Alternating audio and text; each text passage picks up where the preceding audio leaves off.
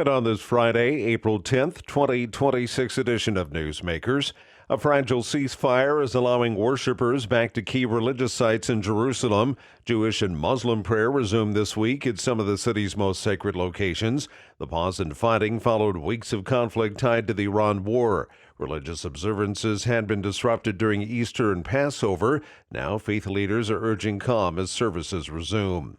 French President Emmanuel Macron is meeting today with Pope Leo XIV at the Vatican. The talks come as conflicts continue in the Middle East. Both leaders are expected to discuss access to religious sites and broader peace efforts.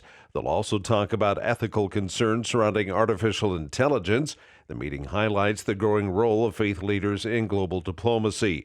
Meanwhile, the Pentagon is confirming that top officials met with the Vatican ambassador earlier this year, saying the discussion was respectful and reasonable. But Mary Ann Ahern reports that a Vatican source claims the encounter was in fact unpleasant and confrontational. As first reported by the Free Press, the Pentagon offered, quote, a bitter lecture warning that the United States has the military power to do whatever it wants and that the church had better take its side. But Ahern adds a Pentagon official disputed that account of the meeting. A Pentagon official says, quote, the Free Press's characterization of the meeting is highly exaggerated and distorted. The meeting between Pentagon and Vatican officials was a respectful and reasonable discussion. We have nothing but the highest regard and welcome continued dialogue with the Holy See.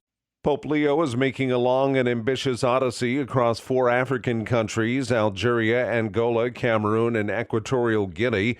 The visit will put Leo's linguistic, cultural, and endurance chops to the test, even for a relatively young and fit pope who loves to travel and crisscross the globe as superior of his Augustinian religious order.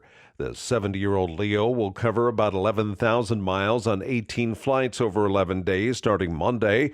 He'll deliver speeches and homilies in French, Spanish, Portuguese, and English in a part of the world that is crucial for the continued growth of the Catholic Church, but poses unique challenges as well. The Vatican says the trip will focus on peace, poverty, and religious cooperation. An Easter message from the U.S. Agriculture Secretary is raising concerns from some about religion in government. The department-wide email from Secretary Brooke Rollins declared he is risen and praised the resurrection of Jesus. It was sent to about 100,000 federal employees. Some staff and legal experts say it may cross the line between church and state. The administration has defended public expressions of faith. And that's Newsmakers for this Friday, April 10th, 2026 edition. I'm Keith Black.